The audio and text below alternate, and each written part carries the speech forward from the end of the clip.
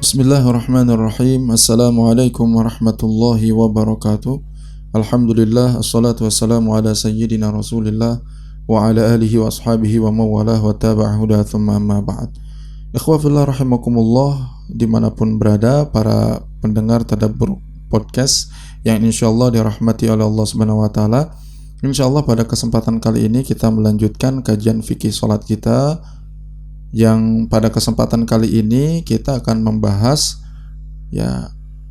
ucapan atau doa apa saja yang harusnya diucapkan setelah takbiratul ihram. Di minggu yang lalu kita sudah membahas tentang takbiratul ihram dan hal-hal yang berkaitan dengan niat. Nah, hari ini kita masuk pada bab baru sebagaimana yang ditulis oleh Imam Nawawi di dalam kitab Al-Adhkarnya. Babu ma yaquluhu ba'da takbiratul ihram. Bab apa saja yang diucapkan setelah takbiratul ihram. Sebelum kita memulai, mari kita awali pertemuan kita pada kesempatan kali ini dengan membaca suratul Fatihah dengan mengharap keberkahan dan rahmat dari Allah Subhanahu wa taala. Ala hadhihi niyyah wa ala kulli amalin shalihah. Al-Fatihah. A'udzu billahi minasyaitonir rajim. Bismillahirrahmanirrahim. Alhamdulillahirabbil alamin. Ar-Rahmanir-Rahim, Maliki yaumiddin, Iyyaka na'budu wa iyyaka nasta'in, Ihdinas siratal mustaqim, siratal ladzina an'amta 'alaihim, ghairil maghdubi 'alaihim waladdallin. Amin. Bismillahirrahmanirrahim. Wa nafa'ana Allah bi ulumil muallif fid dharain. Amin. I'lam annahu qad ja'at fihi ahaditsu katsiratun yaqtadi majmu'uha ay yaqula.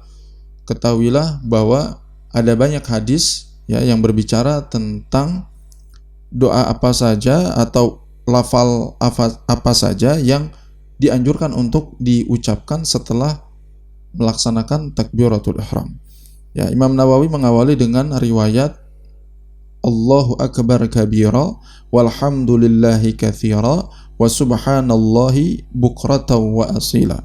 Nah, ini insyaallah lafal ini sering kita baca sering kita baca dan riwayat ini diriwayatkan oleh Imam Muslim. Berikutnya Imam Nawawi juga menyampaikan selain Allahu akbar kabira juga ada doa yang lainnya yang sering juga disebut dengan doa tawajjuh. Nah, jadi memang yang diucapkan setelah takbiratul ihram adalah sebagaimana yang kita ketahui adalah doa iftitah. Doa iftitah artinya doa pembuka, membuka sholat. Jadi sebelum kita sampai pada interaksi dengan Allah Subhanahu wa taala, berbincang dengan Allah Subhanahu wa taala melalui suratul Fatihah, maka hukumnya sunnah untuk membuka sholat setelah takbiratul ihram dengan iftitah. Nah, iftitah itu adalah pembuka. Atau kalau kita menggunakan kalimat yang ada awalan inni wajjahtu atau wajjahtu tanpa menggunakan ini, maka doa itu disebut dengan doa tawajjuh. Doa tawajjuh. Jadi doa iftitah artinya doa pembuka sebelum Al-Fatihah. Doa tawajjuh adalah doa yang diawali dengan wajjahtu wajhiya. Nah, ini yang sering kita baca. Nah, jadi kembali pada riwayat pertama, Allahu akbar kabira walhamdulillahi katsira wa subhanallahi bukratan wa asila. Berikutnya, wajjahtu wajhiya lilladzi fatara as-samawati wal arda hanifan musliman wa ma ana minal musyrikin. Inna salati wa nusuki wa mahyaya wa mamati lillahi rabbil alamin la syarika lahu wa bidzalika umirtu wa ana minal muslimin. Allahumma antal maliku la ilaha illa anta rabbi wa ana abduka zalamtu nafsi wa i'taraftu bi dhanbi faghfir li dhunubi jami'an fa innahu la yaghfiru dhunuba illa anta wahdini li ahsanil akhlaqi la yahdi li ahsaniha illa anta wasrif anni sayyi'aha la yasrifu sayyi'aha illa anta labbaika wa sa'daika wal khairu kulluhu fi yadayk wasyarru laysa ilaik ana bika wa ilaika tabarakta wa ta'alaita astaghfiruka wa atubu ilaik. Masya Allah, doanya panjang. Doanya yang riwayat kedua ini sangat atau cukup panjang, kalaupun tidak kita sebut sangat panjang, cukup panjang. Nah, jarang sekali jadi antara kita membaca sampai ujung riwayat ini. Nah, jarang sekali. Ya. Isi di riwayat yang kedua ini lebih kepada pengakuan diri tentang keesaan Allah Subhanahu wa taala, tentang bahwa Allah yang menciptakan alam semesta ini. Lalu kita menyerahkan diri kita, ya, segenap diri kita, amalan kita, hidup dan mati kita hanya untuk Allah Subhanahu wa taala. Jadi kalau kita buka kitab, ada kitab Dzauqus Shalah inda Ibnul Qayyim. Itu disebutkan di sana bahwa sebelum kita berbincang dengan Allah Subhanahu wa taala, ya, sebelum berbincang dengan Allah Subhanahu wa taala di suratul Fatihah, maka seolah-olah seorang hamba ini dengan iftitah atau doa tawajuh ini dia sedang mengetuk pintu Allah Subhanahu wa taala. Ya, sebelum berbincang dia mengetuk pintu, ya, dan dia merayu Allah Subhanahu wa taala agar Allah memperhatikan dia. Ini yang dikatakan oleh Ibnul Qayyim dalam perenungannya terhadap sholat. Jadi ketika kita mengawali sholat, ya memang kalau kita merujuk pada hadis bahwa harusnya ketika kita sholat kita merasa bertemu dengan Allah, ya, bahkan seolah-olah kita melihat Allah. Kalau kita tidak bisa melihat Allah, maka yakin bahwa Allah melihat kita. Artinya ketika sholat ada interaksi kita dengan Allah Subhanahu wa taala, ada konektivitas antara kita dengan Allah Subhanahu wa taala. Nah, takbiratul ihram, ya, seolah-olah adalah ungkapan salam kita kepada Allah Subhanahu wa taala. Lalu iftitah atau doa tawajuh itu lebih kepada kita memproklamirkan diri kepada Allah Subhanahu wa taala bahwa kita mengakui kelemahan kita. Kita mengakui bahwa Allah pencipta alam semesta, dan kita juga meyakinkan diri kita, ya, di hadapan Allah Subhanahu wa taala bahwa kita, hidup kita, diri kita dan mati kita hanya untuk Allah Subhanahu wa taala. Jadi seolah-olah sebelum sampai perbincangan dalam Al-Fatihah, maka kita ingin Allah memperhatikan kita dengan kita mengungkapkan kalimat-kalimat yang lebih pada pengakuan kelemahan diri kita dan mengakui keagungan Allah Subhanahu wa taala. Ini menurut Imam Ibnul Qayyim dalam kitab Dzauqus Shalah inda Ibnul Qayyim. Nah, kita lanjutkan. Ini riwayatnya cukup panjang dan sepertinya jarang diantara kita membacanya sampai di ujung riwayat tadi. Ya, kebanyakan kita tuh berhenti sampai wa bidzalika umirtu wa ana minal muslimin. Ya. Lalu berikutnya riwayat doa iftitah yang lainnya adalah Allahumma ba'id baini wa baina khataayaya kama ba'adta bainal masyriqi wal maghribi. Allahumma naqqini min khataayaya kama yunaqqa thawbul abyad minad danas. Allahumma ighsilni min khataayaya bithalji wal ma'i wal barad. Nah, di riwayat ketiga ini lebih kepada permohonan pada Allah Subhanahu wa taala. Jadi iftitah, pembuka salat itu, ya, lebih pada doa memohon pada Allah Subhanahu wa taala agar kita diampuni dari segala dosa. Ya, lebih kepada itu. Jadi kalau di iftitah tawajuh yang diawali dengan wajah tu tadi, ya, itu lebih pada pengakuan, ya, atas kelemahan diri dan keagungan Allah Subhanahu wa taala. Nah, di riwayat yang ketiga ini lebih kepada permohonan pada Allah Subhanahu wa taala, ya, untuk mengampuni segala dosa dan noda yang ada pada diri kita, ya. Nah, ikhwah fillah rahimakumullah. Nah, dua riwayat ini yang sering kita baca, ya. Tentu Allahu Akbar kabira diawali, lalu berikutnya wajjahtu wajhiya lilladzi, ya. Nah, ini seringkali orang mengkaitkan dengan salah satu organisasi. Jadi ada anggapan misalnya, wah, itu yang pakai Allahu Akbar kabira dan wajjahtu wajhiya, ya, itu NU. Nah, itu bukan perkara NU. NU menggunakan kalimat ini karena memang ada riwayat hadisnya. Tapi juga jangan ada anggapan bahwa yang menggunakan Allahumma ba'id baini itu orang-orang Muhammadiyah. Enggak juga, karena juga ada riwayatnya. Artinya apa? Kita boleh menggunakan riwayat manapun, mau yang riwayat wajah tu wajia ataupun Allahumma ba'id baini, ya. Terus kita lanjutkan, termasuk juga ada riwayat, ya, di mana Rasulullah SAW mengawali iftitahnya dengan Subhanakallahumma wa bihamdika wa tabarakasmuk wa ta'ala jadduk wa la ilaha ghairuk. Nah, ini lebih pendek. Di riwayat yang lain disebutkan, ya, menggunakan kalimat Subhanakallahumma wa bihamdika, ya, Lalu ada juga di riwayat yang lain ya ditulis di dalam kitab Sunan Al-Baihaqi bahwa iftitah Rasulullah SAW di antaranya la ilaha illa anta subhanaka zalamtu nafsi wa amiltu su'an faghfirli innahu la yaghfiru dzunuba illa anta.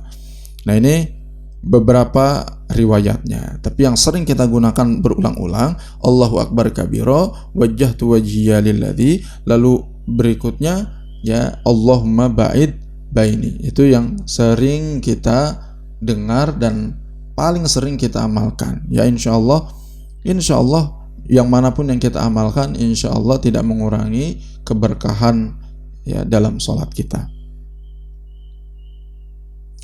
Nah, berikutnya faslun hadza ma warada minal adhkar fi du'a'it tawajjuh. Ya, pasal ini berbicara tentang zikir yang tadi menggunakan ungkapan tawajjuh. Jadi tawajjuh itu doa yang diawali dengan kalimat wajjahtu. Ya, tawajjuh artinya mengarahkan. Ya, mengarahkan diri kita, memfokuskan diri kita kepada Allah Subhanahu wa taala. Nah, di sini Imam Nawawi ingin memberikan catatan berkaitan doa ini. Ya, karena doa ini cukup panjang. Beliau katakan fayustahabbul jam'u bainaha kulliha liman shalla munfaridan. Dianjurkan bagi ya siapapun yang sholat sendiri untuk mengumpulkan riwayat-riwayat ini. Artinya mau semuanya itu sangat afdol sekali. Ya, tapi satu syarat, sholatnya sendirian. Walil imam idza adzina lahul ma'mumun. Ya, adapun imam boleh dia mengumpulkan bacaan-bacaan iftitah dan tawajuh ini dengan syarat bahwa makmum mengizinkan imam. Artinya begini, kalau misalnya ada satu pesantren dan mereka itu ahlul Quran semuanya, terbiasa dengan bacaan yang panjang dan mereka senang dengan bacaan yang panjang dan mereka tahu betul bahwa memang disepakati di pesantren itu, di kelompok itu untuk bacaannya itu adalah yang panjang-panjang, maka diperkenankan bagi imam untuk menggunakan seluruh riwayat ini. Ya, dari Allahu akbar kabira, wajjahtu wajhiya, Allahumma ba'id baini, subhanakallahumma wa bihamdika dan yang lainnya. Fa amma idza lam ya'dzanu lahu fala yutawwilu alaihim. Nah, adapun kalau ternyata tidak diizinkan atau posisi imam berada di masjid-masjid yang umum, ya, di situ tidak berkumpul orang-orang yang suka untuk dibacakan yang panjang-panjang, fala yutawwilu alaihim, maka tidak boleh memanjangkan bacaannya pada mereka. Bal yaqtasiru ala ba'di dzalika. Nah, akan tetapi mencukupkan diri dengan beberapa riwayat saja yang dibaca. Ya, wa hasuna iktisaruhu ala wajjahtu wajhiya. Ya, dan yang paling bagus adalah kalaupun dari banyak riwayat tadi dipilih yang mana. Nah, Imam Nawawi mengatakan itu lebih bagus untuk mengambil riwayat wajjahtu wajhiya. Ya, wajjahtu wajhiya. Atau riwayat yang lain pun boleh. Artinya sekarang kan riwayatnya banyak, anjurannya kan semuanya digunakan. Tapi Imam Nawawi katakan kalau ternyata memang kita di tempat yang dimana makmumnya ini campuran ya umum, maka saat itu maka dipilihlah ya riwayat-riwayat salah satunya. Tapi Imam Nawawi mengisyaratkan pada wajjahtu wajhiya. Jadi pada riwayat yang wajjahtu wajhiya, doa tawajuh ini. Ya. Saya arahkan wajah saya kepada Allah pencipta alam semesta ini. Ila qaulihi minal muslimin. Nah, sampai wa ana minal muslimin. Jadi tidak sepanjang yang tadi riwayat kita baca itu kan panjang. Memang riwayat aslinya itu panjang, Pak. Ya. Riwayat aslinya memang panjang, tetapi Imam Nawawi katakan boleh untuk memendekkannya sampai wa ana minal muslimin. Nah, saya pernah dengar tuh di salah satu YouTube juga. Gitu ya, ada seseorang yang mengatakan bahwa tidak ada ya pendapat ulama yang mengatakan bahwa doa tawajuh atau wajjahtu wajhiya lilladzi itu boleh diberhentikan sampai wa ana minal muslimin. Ya, jadi beliau ini yang bersangkutan menganggap bahwa tidak ada perkataan ulama sehingga mengatakan bahwa orang-orang Indonesia ini keliru dengan memotong riwayat Rasulullah sampai wa ana minal muslimin. Nah, sekarang kita ketemu nih dengan pendapat ulama yaitu Imam Nawawi yang mengatakan bahwa pilih wajjahtu wajhiya, tapi karena riwayatnya panjang cukup ila qaulihi minal muslimin, berhenti sampai wa ana minal muslimin. Ini yang sering kita baca. Wa kadzalikal munfaridu alladzi yu'thiru takhfif. Demikian juga ya untuk orang yang sholat sendirian, kalau dia menginginkan keringanan dalam sholatnya, maka dia boleh pilih wajjahtu wajhiya sampai wa ana minal muslimin. Berikutnya, wa'lam anna hadhihi al-adhkar mustahabbatun fil fardhati wan nafilati. Falau tarakahu fil raq'atil ula 'amidan aw sahiyan lam yaf'alhu fi ma ba'daha li fawati mahallihi. Nah, ketahuilah bahwa zikir-zikir ini ya, lafal kalimat tawajjuh, Allahu akbar kabira, wajjahtu, Allahumma ba'id baini dan yang lainnya, ya ini hukumnya sunnah, baik dalam sholat wajib ataupun dalam sholat sunnah. Jadi kalau ada orang yang meninggalkannya di rakaat pertama tidak membaca ini, baik sengaja ataupun lupa, maka nggak mesti untuk melakukannya di rakaat berikutnya. Ya. Walau fa'alahu kana makruhan. Nah, kalaupun dia lakukan di rakaat berikutnya, ya dia karena tadi rakaat pertama dia nggak baca iftitah atau doa tawajjuh, lalu dia lakukan di rakaat kedua, maka sesungguhnya dia sudah melakukan yang makruh menurut Imam Nawawi, wala tabtulu salatuhu, meskipun salatnya tidak batal.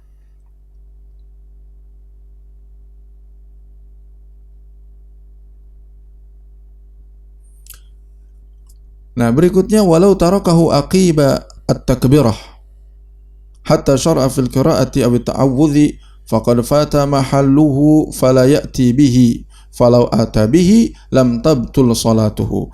Nah, sekarang kasus berikutnya, kalau ada orang yang meninggalkannya setelah takbiratul ihram langsung baca ta'awudz ya, langsung baca al-Fatihah. Baru setelah Fatihah dia ingat, oh ternyata saya belum baca iftitah, belum baca tawajjuh. Bagaimana di sini? Faqad fata mahalluhu. Ya sudah, berarti nggak usah baca lagi. Tapi ternyata misalnya setelah Fatihah dia baca falau atabi. Nah, setelah Fatihah karena dia ingat dia baca doa iftitah, Allahu akbar kabiro. Bagaimana ini? Apakah batal salatnya? Lam tabtul salatuhu. Salatnya tidak batal.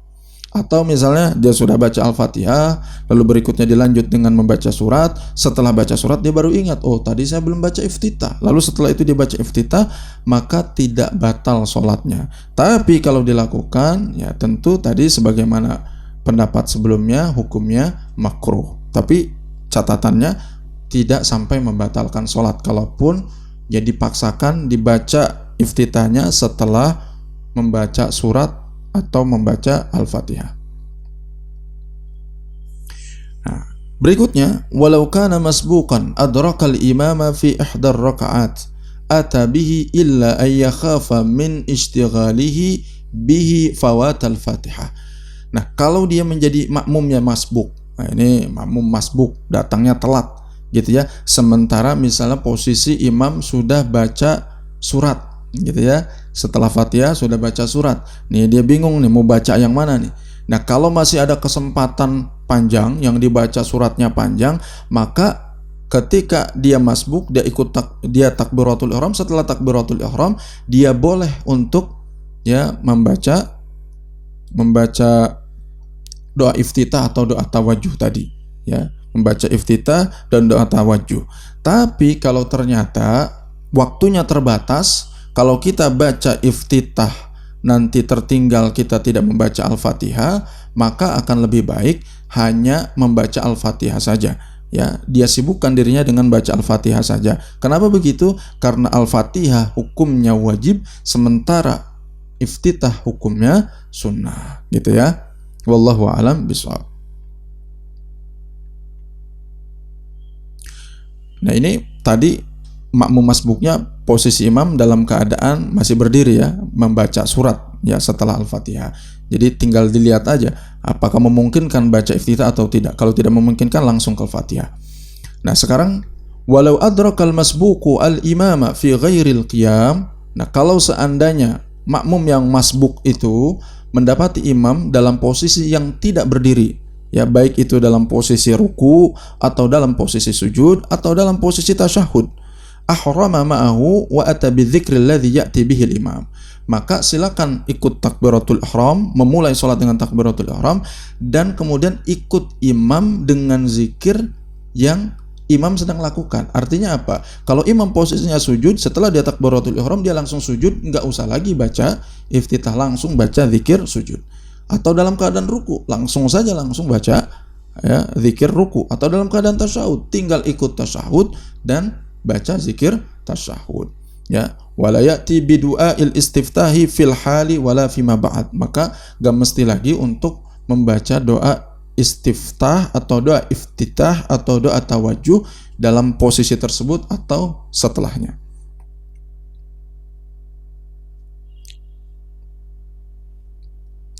Waqtalafa ashabuna fi istihbabi du'ail istiftahi fi salatil jinazati wal asahhu annahu la yustahabbu li'annaha mabniyatun 'ala takhfif. Berikutnya Imam Nawawi katakan para sahabat kami, maksudnya para sahabat kami adalah para ulama di kalangan Syafi'iyah. Para ulama di kalangan Syafi'iyah yaitu berbeda pendapat tentang anjuran membaca iftitah pada salat jenazah. Yang paling sahih adalah tidak dianjurkan untuk membaca doa iftitah saat salat jenazah. Li'annaha mabniyatun 'ala takhfif. Karena salat jenazah itu landasannya adalah keringanan. Jadi diusahakan untuk diringankan, tidak diberatkan baik bacaannya dan yang lainnya.